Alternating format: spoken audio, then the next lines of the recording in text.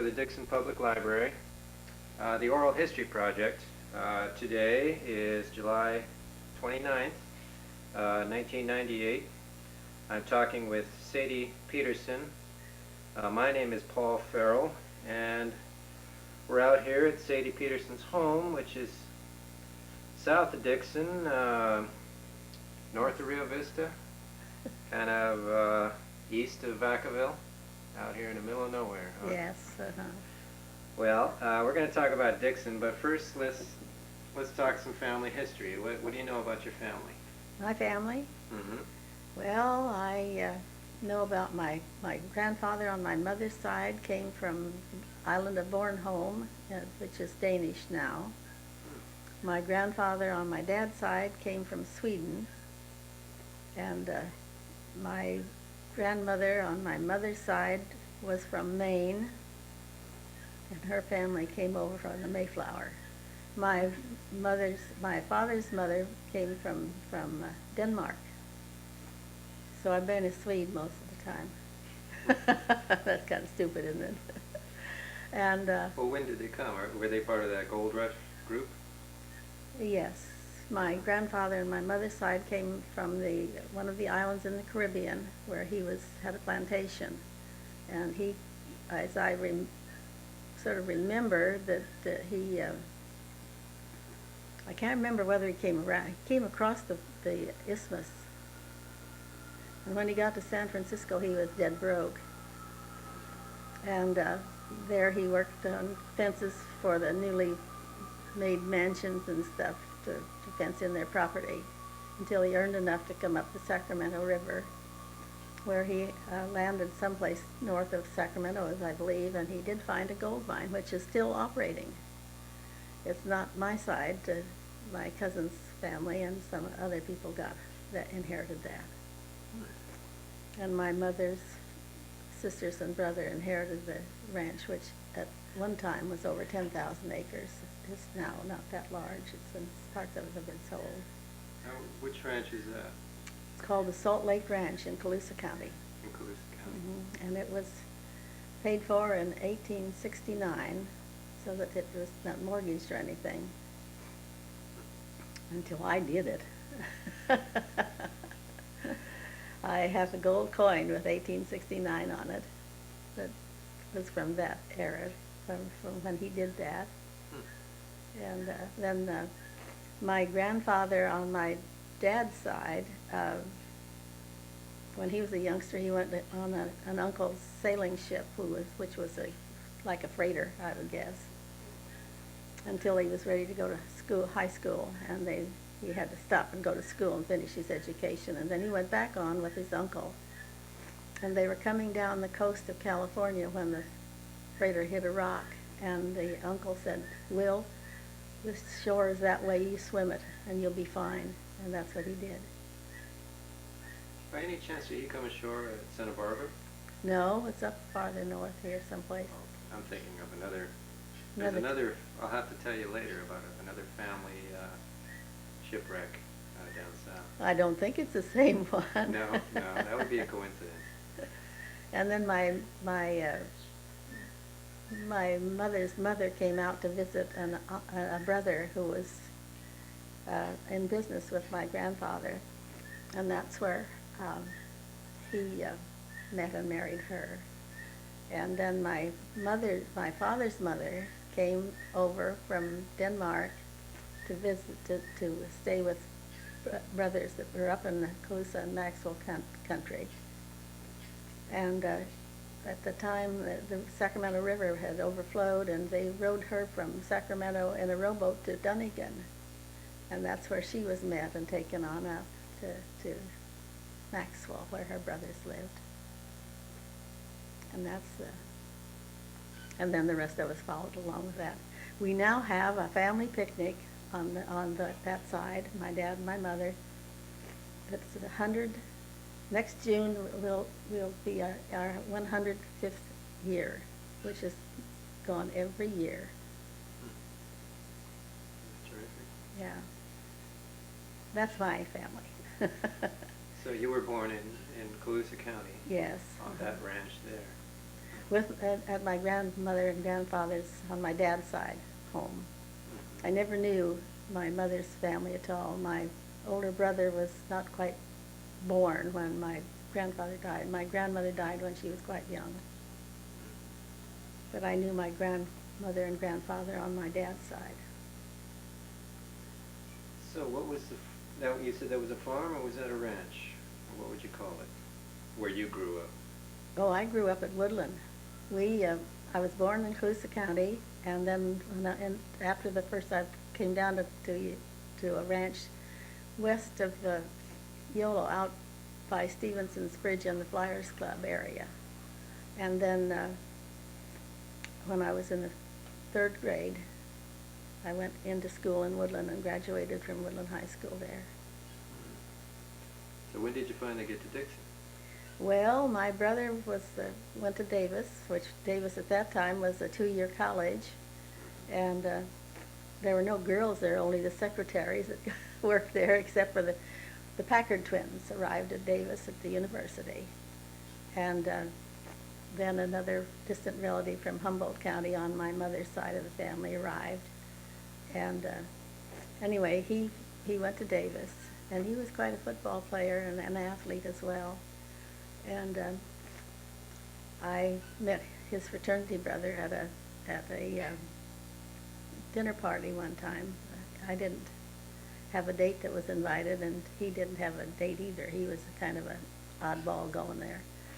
Anyway, we met and we had dinner together, and he parted and went his way, and I went on to my date.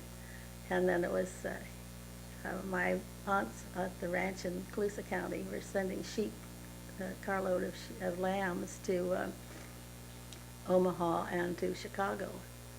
And he went with my brother on the thing, and I went to Sacramento and took him downtown to get some sandwiches and stuff in the car, and then he asked me for a date for the night he came home, and that started it. Mm-hmm. And that's when I met and married him and got introduced to Dixon. So you moved to Dixon after the marriage? Mm-hmm. We were married in 31, and we came down to this ranch in 1932. Now this ranch, this is mostly engaged in sheep raising, is that right? Yes, Harry was in the sheep business, and we did have a few cows because we had to have milk for the kids, and then that started a herd, and he was very careful about his breeding. And so when he sold that herd, and we went out of the business, that's when we started to rent this place, he had a purebred herd of Herefords. So he was a very smart man, really brilliant man. When he was president of the California Wool Growers Association, the Chronicle quoted him very often. Oh. Well, I haven't talked to anybody who exclusively raised lambs and sheep. Well, I know you didn't do it exclusively, but you did it on a large scale. What's it like to raise sheep, to be a sheep rancher? Well, it's a busy thing. That is, people don't think so, and they think sheep are dumb, but they really aren't. They know the hole that they got through the fence in, and when you're lambing, the herder used to go out every day and check his sheep and to see that everything was all right, because once in a while they get down and can't get up, and that's a thing that I've never figured out. They get down on their backs some way, and they can't get up again, and they'll die that way. I mean, like turtles stuck on their back? Yeah, kind of. I never knew that. Mm-hmm. Does it take a lot of manpower to handle a lot We of sheep? we always had at least one herder. One herder? And then Harry, of course, was here, and sheep never stayed here during the summer. They went out to grain fields, which were mainly down through some of the islands down out of Rio Vista. And then they could come back in the fall and lamb here, and the lambs were sold here. And then finally Harry went into the lamb buying stuff and fattening and feeding and selling them to the slaughterhouses that way too. Now I always see those border collies out with the sheep. Did you have special dogs? Yes, we did. In fact, we had a guy that raised them and trained them for a while. That was one of our herders. And one of those dogs saved a couple of little boys' lives. One time, right here where I'm living, where the wine vat was, and the barrels down in the basement, that was a room, and they lived there for a bit. And then we had an old boathouse across the road, but then they moved into that because it was 2 rooms, and this was just 1 room. Anyway, these 2 little guys were playing on a pile of gravel out there, and an old turkey gobbler, which didn't like me at all, attacked the kids, and the dog saved them, killed the gobbler. Did it take a lot of dogs? Harry only had 1, and the herder usually had 1. Sheep shearing. Now, did you bring in special sheep shearers when? In those days, yes, and we still do. Still do. In those days, they came, and if it rained, you fed them, and they just lived with you until they could shear your sheep. And I came right back from my honeymoon to helping Harry's dad, and Harry and I didn't know diddly except from doing and helping Mother. So a cousin of mine came, and we cooked for the herders, for the sheep shearers. We scrambled eggs one morning, and I think I don't remember how many dozen eggs we scrambled. And we had tons of scrambled eggs left over, and Harry's dad said, "Don't you think you can feed those to the guys for lunch?" I'll never forget it, because I thought, holy mackerel, you know. They didn't get it, incidentally. They didn't have that for lunch.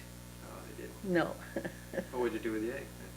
Fed them to the dogs, unbeknownst to my father-in-law and I suppose my husband. Did you have a large group of the shearers? There were always about 15. About 15, and I guess it took a few days to complete it? Yeah. Well, now I heard you say something about a wine vat. Now, let's see, Prohibition was in force until 1933, and you moved here in 31, and there was a wine vat. What were you doing with that wine vat? Making wine for the Basque sheep herders. They brought the grapes and put them in whatever, and then they drained them off down to the basement. But that wasn't, we didn't have all that then. Oh, you didn't have that then? No, it was after we came back that Harry built this basement for the barrels to stay in the dark. And this hard pan about 3 feet down in this place. And he figured if he ran some water down in there that he would be easier digging. Well, it didn't. The water just stayed there. It didn't even sink in. So he had to use dynamite to make the basement. But the big barrel was right over there between the kitchen and this pole right here. That's a big barrel. That's a good 10 feet across. Pretty close, Well, what about Prohibition in the Dixon area? Did you ever hear any stories of moonshining and such things? Did that go Well, on? I know that they all knew of a guy that lived out of Woodland going out on the highway, not the freeway now, but out on Main Street and up to north a little bit and off to the west. That was a moonshiner and made wine and stuff, because I knew that my husband got some there, and I knew that my brother got some there. And but I don't know too much about the Dixon thing. There must have been somebody around doing something, because I believe that there were a jillion saloons in Dixon at one time. Yeah, somebody must have been doing it. Well, then your earliest memories of Dixon is, of course, 1931 when you first moved here. Yes, So how were, being out here in the country, how were the roads back at that time? Dirt roads, and in the wintertime we'd go out and hope we wouldn't get stuck, and then we'd hit the high places in the one field and cross over into Smizers and hit 113, which was dirt, and pray you'd get to town all right. Along the roads at that time, was it all cars? Were people still out on horses and things? Oh, no, I don't quite remember that. I know that we had cars. In fact, we had, Harry had a Chrysler Roadster, and my older brother had a beautiful one that was given to him when he was 21.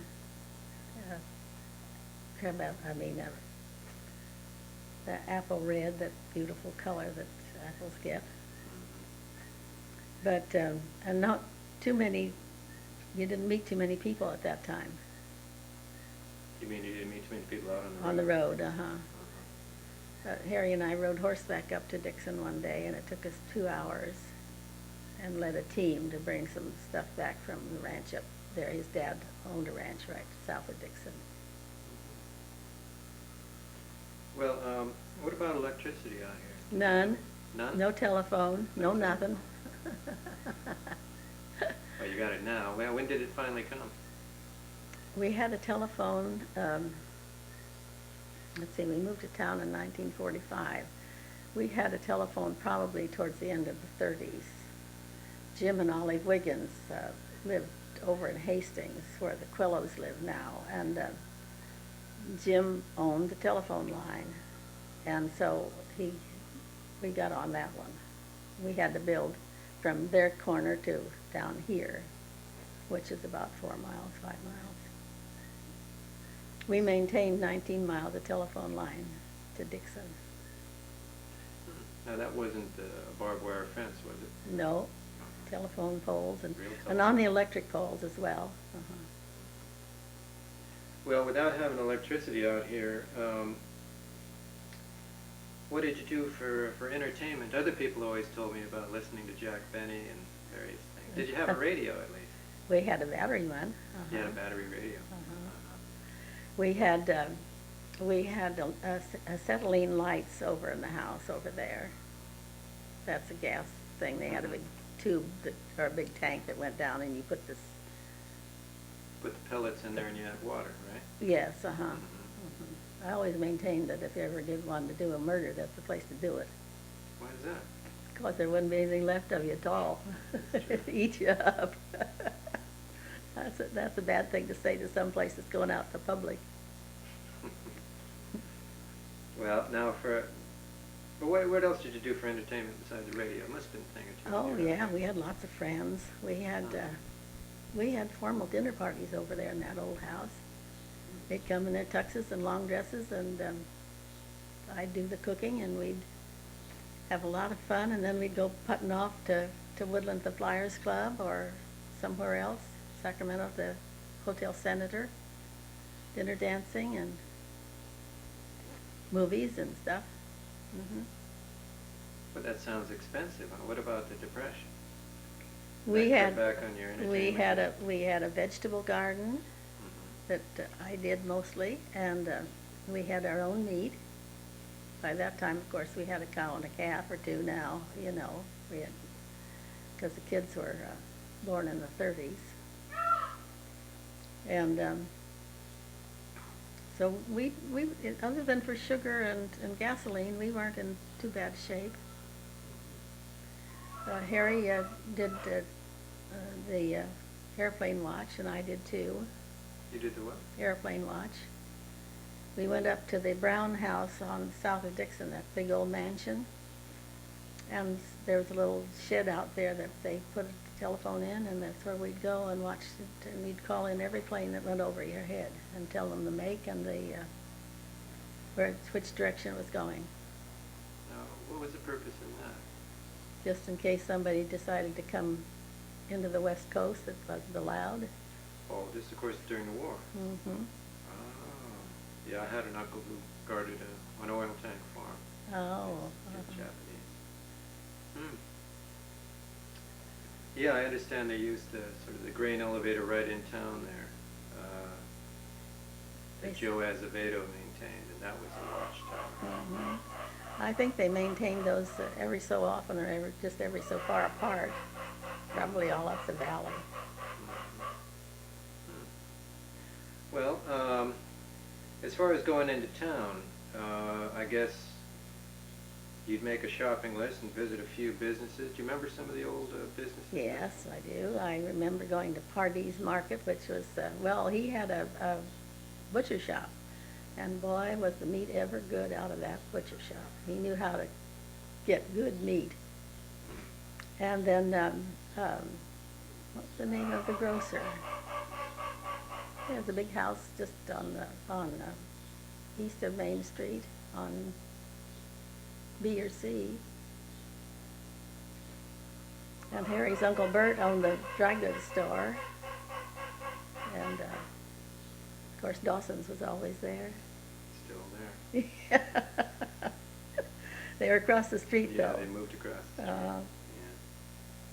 Well, I guess the post office, that would be a stop when you went into town. Yes, uh-huh. So that was kind of was it every weekend you go into town? We shopped just maybe once or twice a week, and we went to the, oh, and by the way, we had to use the telephone. We had to, where the Bank of Dixon is now. Mm-hmm. That was a big building. I think it was the Oddfellows Hall, if I remember correctly.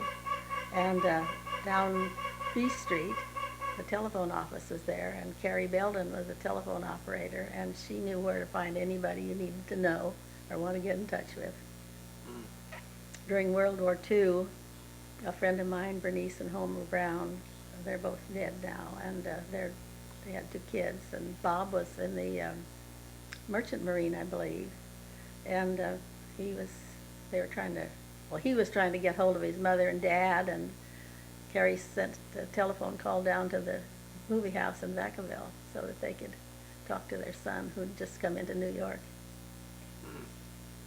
That telephone, that was a party line out here, wasn't it? When we got it, yes.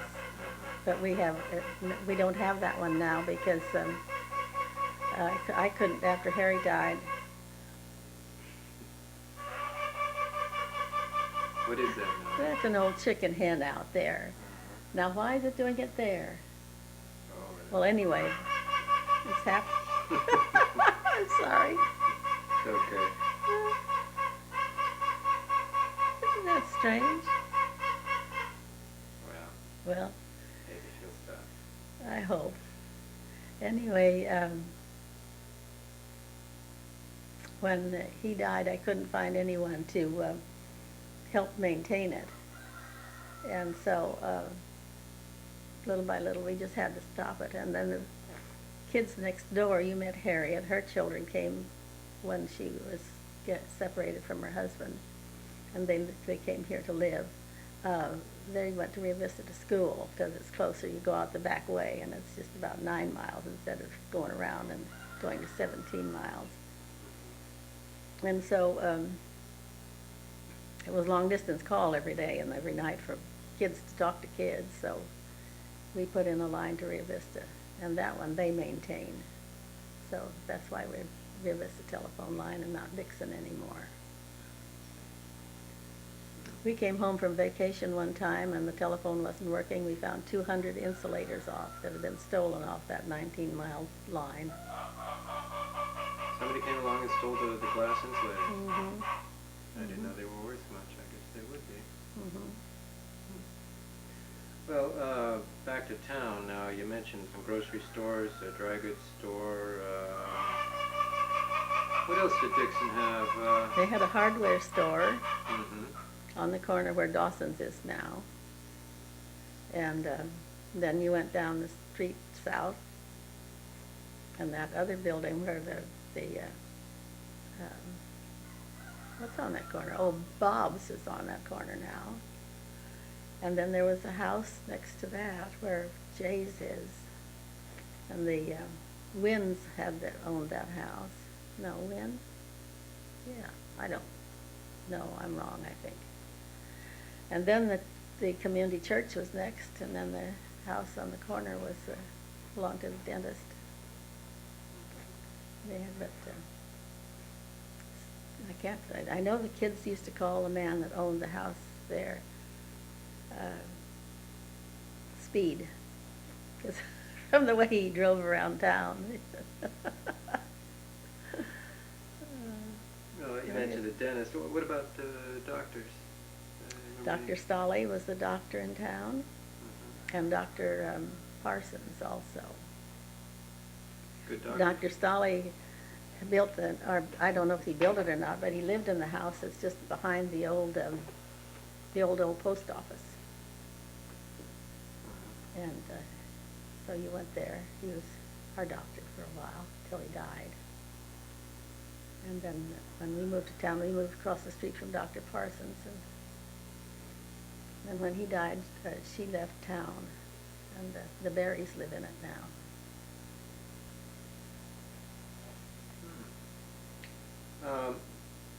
Now, I guess you never stayed in a hotel, No, did you? In Dixon? no. Dixon had I know they had a fire in a hotel once. They had a hotel, Yeah. I guess you can't tell me much about that. All I know is that it was above the theater.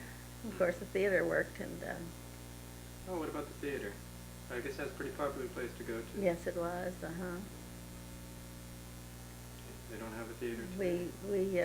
We were there when this daughter you met was a tiny baby, and my brother and I was going up to Mother's, and we decided to go to a movie. We wanted to see it, so we went in there, and we were wrapped on my shoulder, and that's the day that Dr. Stolley died. And so, not Dr. Stolley, but Dr. Hall, Harry's uncle. He wasn't practicing that I can remember of when I was in town, when I came to town, down this area. But he was, so anyway, he was a great big guy. Dr. Hall. Harry's dad was born in Dixon on the ranch, and he had he had two brothers, but one brother died when he was very young, and then Uncle Bill lived to be in his 90s, and he lived south of Dixon on the east side of the road. And then when his two daughters moved down around Carmel, he went down there finally and died down there, and he's in his 90s. Well, Dixon got a kind of a small group of important families. I've talked to some of them. I guess the Royers. I think two Royers were once mayors of Dixon. But who are the leaders of kind of Dixon government, the city government? When I was in town? Yeah. You know that I don't remember that. I was thinking about that when you mentioned this a little bit ago.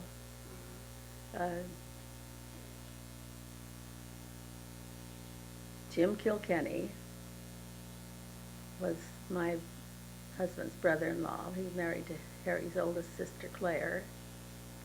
He was head of the fire department. I think Sam Heck was Isn't that strange?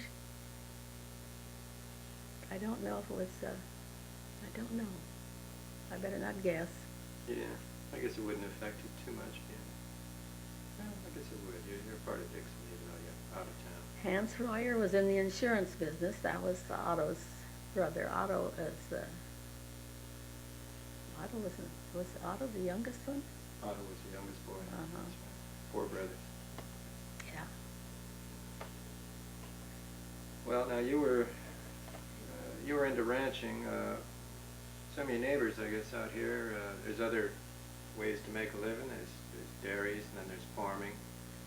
Yes, we own some of the, what they call a Peterson estate back there. That was Harry's dad's and his sisters and brother. And so that's all farming.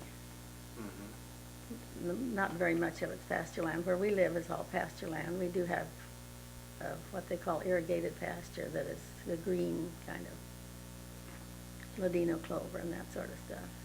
Well, hold on a minute. Let me turn over this tape and we'll talk about some farming.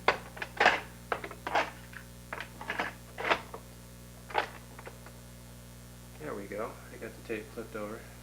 Now, there's a particular, well, I've always heard that dairy farming always takes alfalfa. I'm not a farmer myself, so explain this to me. Well, Now, that's alfalfa takes irrigation, right? yes. We do have some of that out in the back out there. Uh-huh. That's east of us here, and they've tried everything back there years ago. They had peas growing back there, and they tried lettuce, and what did they grow during the war? Not too much, I guess, because of the lack of gasoline. Mm-hmm. Although the farmer did get some for his tractor work. But,